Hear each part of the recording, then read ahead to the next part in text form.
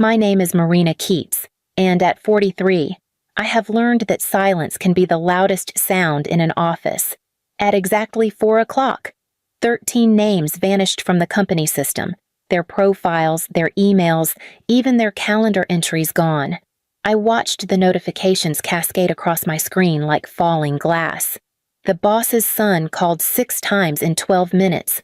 I stared at the phone, then set it face down on the desk.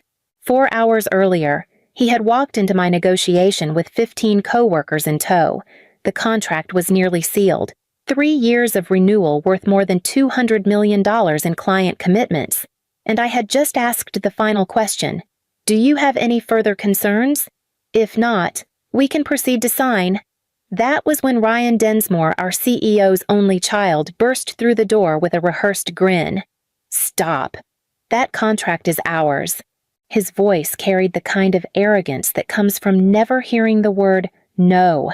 Behind him, 15 department heads followed, forming a wall between me and the clients. "Ladies and gentlemen, please move to the VIP room.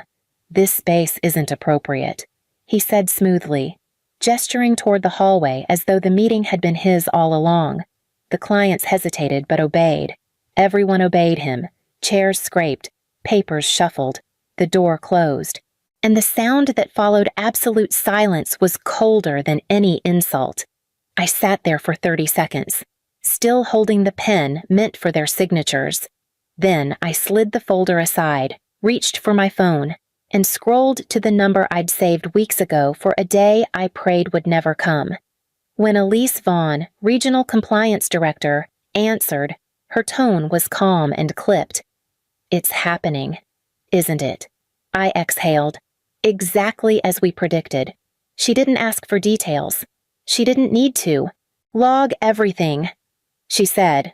"No confrontation. Just evidence. You'll know when to send it. Now."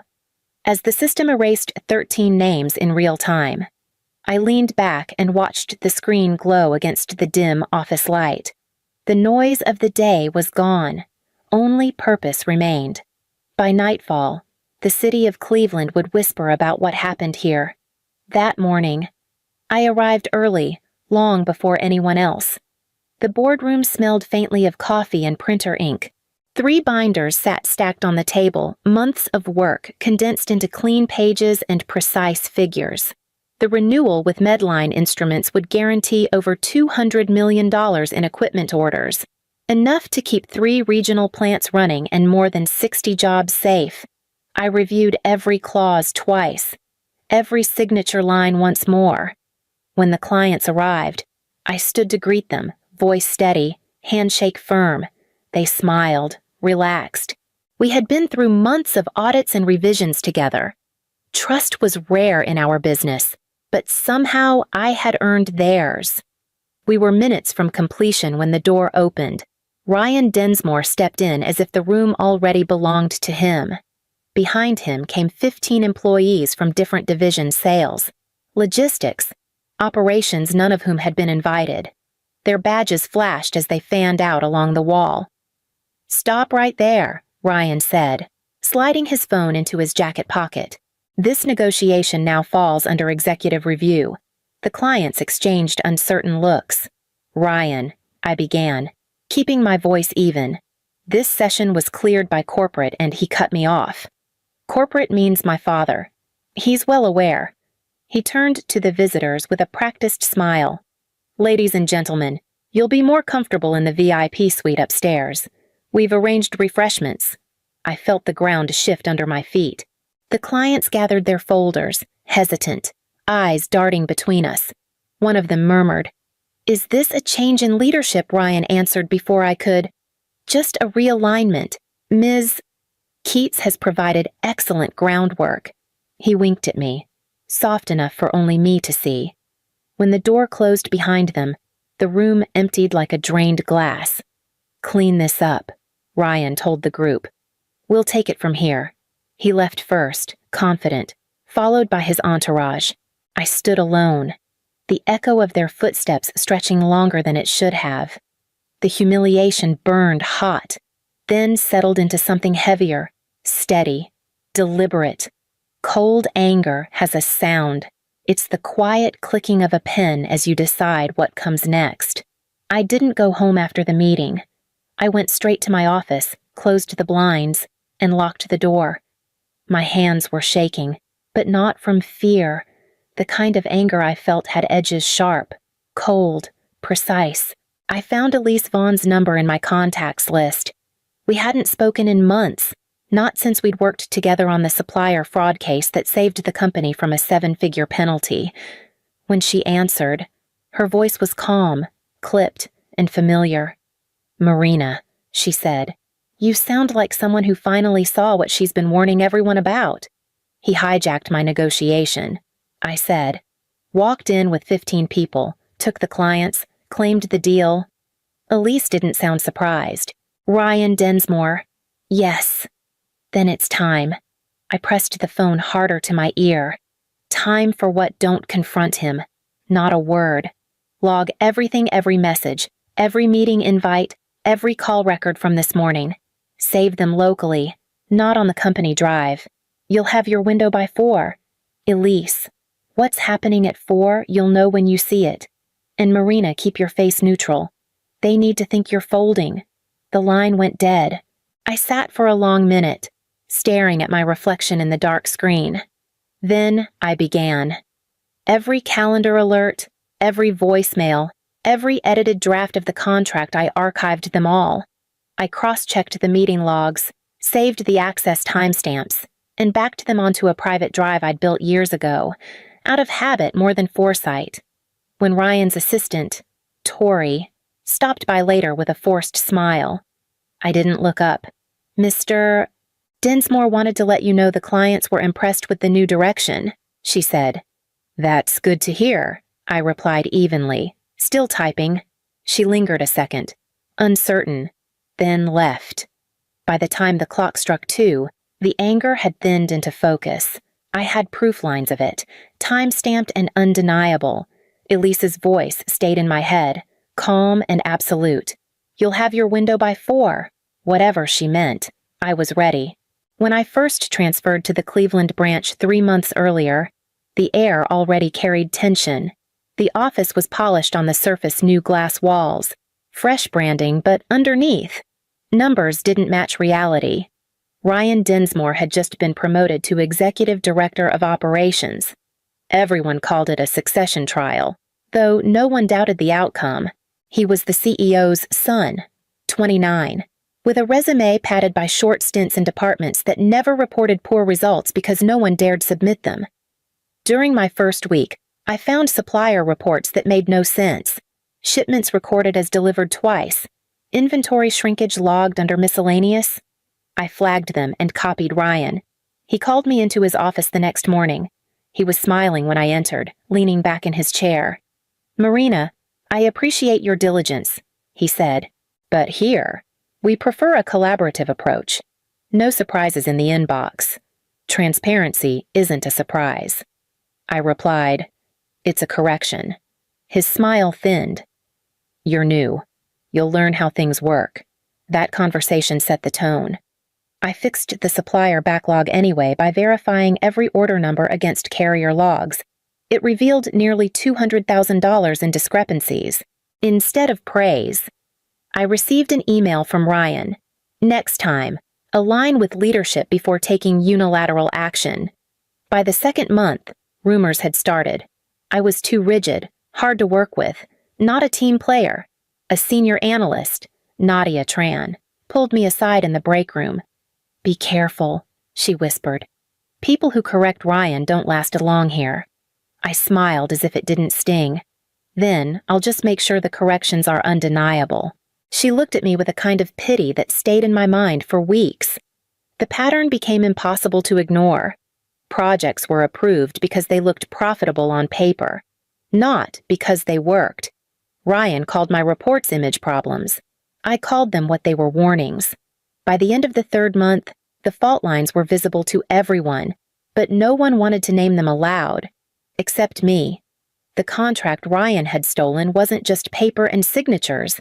It was coded structure hours of work layered with safeguards I had buried deep inside its language. 3 months earlier, during the compliance overhaul, I had rewritten our standard negotiation template to include a new line change control and audit trail. Section 7.3. It required that every modification, every attached file, every edit in the contract system be automatically logged under the ID of the user who initiated it. That clause was invisible to most people, sitting quietly beneath a stack of legal references. But I had watched too many deals shift hands without accountability, so I built my own insurance. Now, after Ryan's ambush, that clause was no longer precaution. It was proof waiting to activate. I spent the afternoon tracing the access history. The system recorded 16 new entries under his ID each time he opened, saved, or moved the file. It even timestamped the moment he uploaded his revised version after taking the clients to the VIP suite. Around 3 o'clock, I forwarded a single screenshot to Elise with a short note. Section 7.3 confirmed. Her reply came 2 minutes later. Perfect. Leave the rest to me. Do not interfere. At 3:15, Ryan appeared at my door. No knock. He leaned on the frame. All easy charm. Big day. Marina. The clients signed faster than expected. I kept my expression neutral.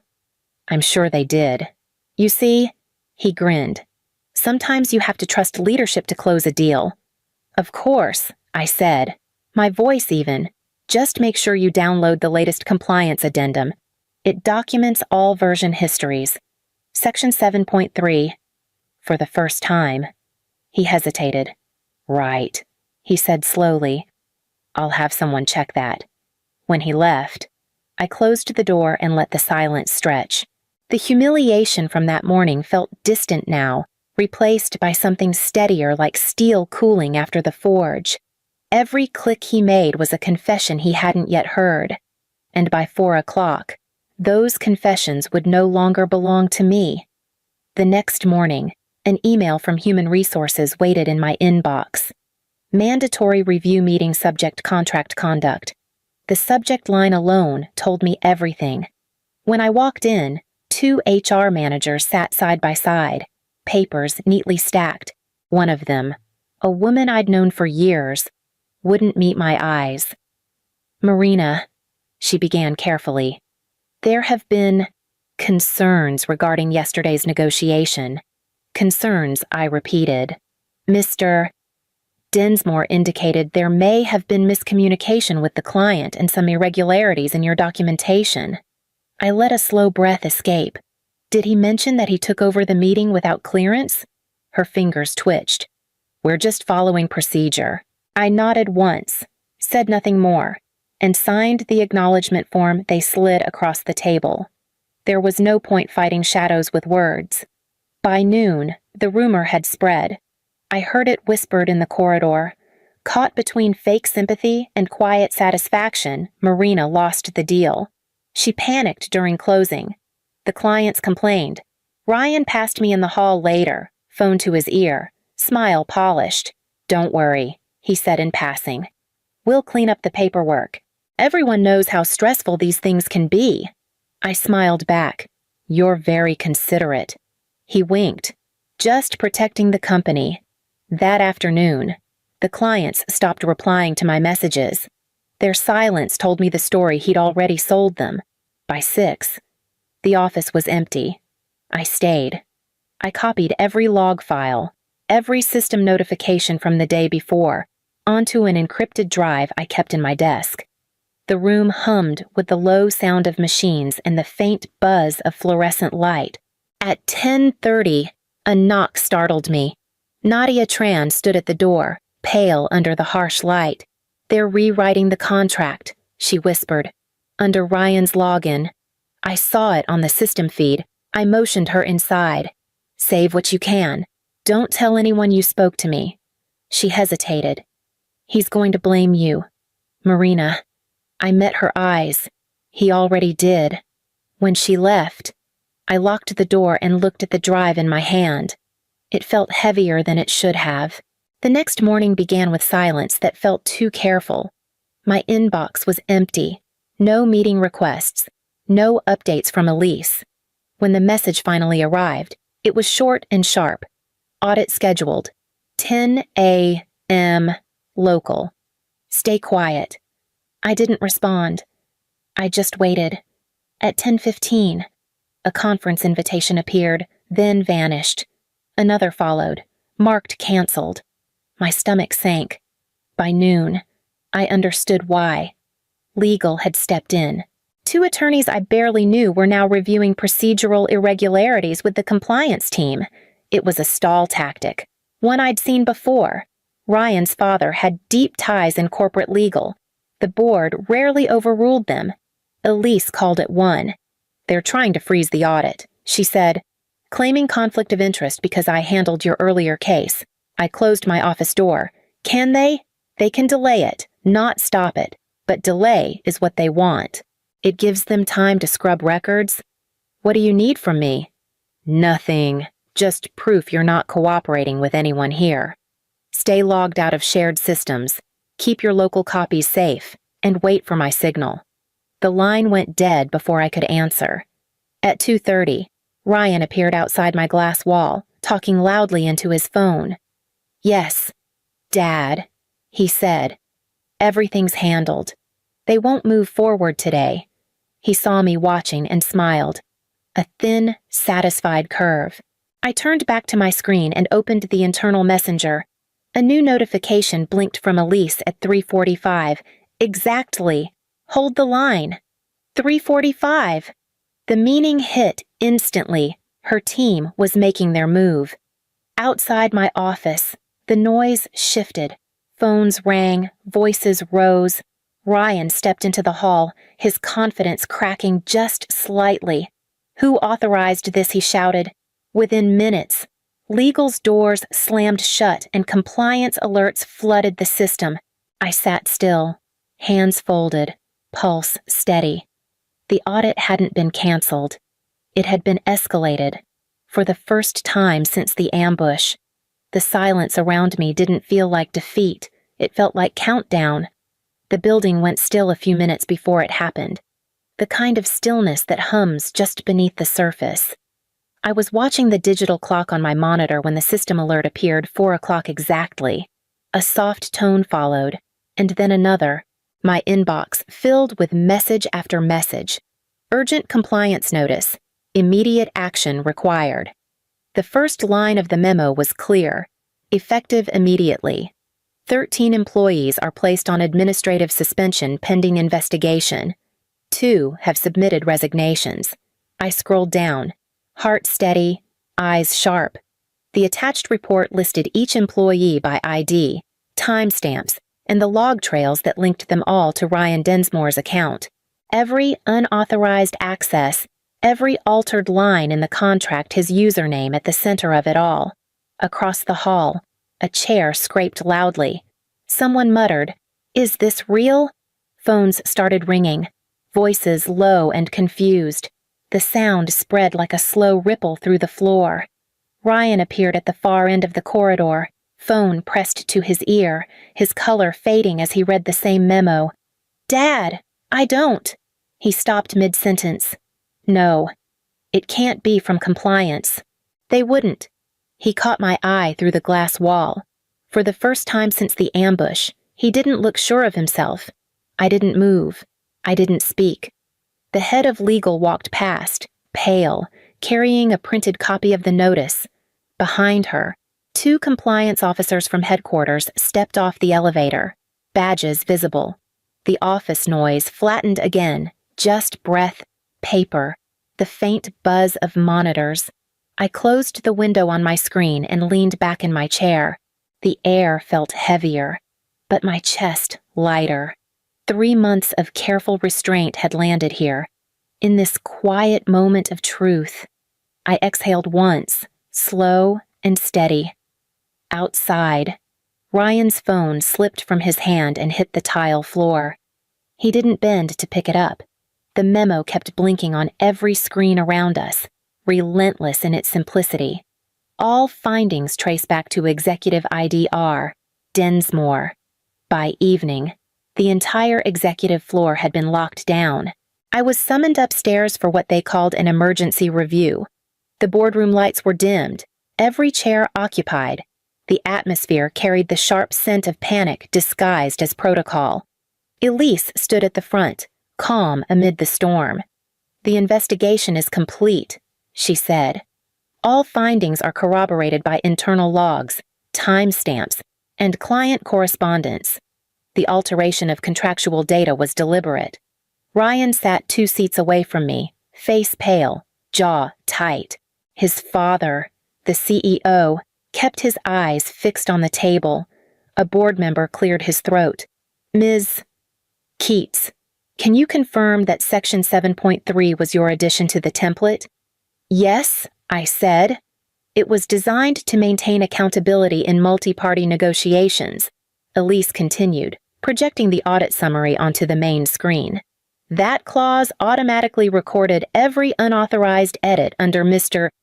Densmore's ID. Each entry is validated by the company's own encryption log." The CFO rubbed his temples. "That's irrefutable," he murmured. Ryan finally spoke, voice cracking. "You're twisting this. I was acting in the company's best interest." Elise's tone didn't change. "Then perhaps the company should thank you for leaving such detailed evidence?" A ripple of restrained laughter moved around the table. Ryan's chair screeched backward. "You can't do this to me," he said. Security stepped forward quietly. He looked at me. Disbelief and fury tangled in his eyes. "You set me up." I met his gaze. "No, Ryan, you set the system up against itself." They escorted him out, the door shutting with a final, muffled click. For a long moment, no one spoke. Then the board chair. A man named Edmund Hale leaned toward me. "Marina, the position is vacant. The company needs steady hands. It should be yours." I shook my head. "Integrity isn't a title." "Edmund, keep it for someone who still believes that." He nodded slowly. When I left the room, Elise caught my arm. "You did exactly what you had to." "No," I said softly. "I did what they left me no choice but to do." The next morning, Cleveland looked different. The skyline caught the first light like polished brass. Cold, but clean. I sat by the window with my coffee, watching the quiet street below. My phone vibrated on the table beside me. 13 missed calls, all from the same number. Ryan's name. News notifications kept flashing across the screen. 13 executives suspended pending investigation. Company under federal review. Each headline felt distant, like echoes from a place I had already left. I had turned in my badge the night before. When I walked out of the building, no one stopped me. No one needed to. Around 8, another call came in an unfamiliar number this time, from Washington State. I hesitated, then answered. "Ms. Keats," a woman said. "This is Laura Pearson from Medline Instruments. We've been following the news. Our board is restructuring supplier oversight, and we'd like to retain you as an independent consultant." I let the words settle. "You're offering me a contract." "Yes. We need someone who doesn't bend when the room does. You built a process we trust. Name your rate." For a second, I said nothing. Then I smiled, faintly. "Let's start with the truth," I said. "Everything else will follow." She laughed softly. "That's exactly why we called." When the call ended, I placed the phone down and looked out again at the rising light. The city's sound was beginning to build trucks, morning chatter, the distant hum of construction. Life continuing. I thought of Ryan's face when the evidence appeared on screen. The disbelief when control slipped through his hands. He thought he had taken the room from me, claimed it as his. But rooms change. Walls remember who built them. I closed my laptop, finished my coffee, and let the sunlight stretch across the floor. The day felt like a beginning, not an ending, one built not from revenge, but from proof that silence, when used right, can shake an empire back into truth.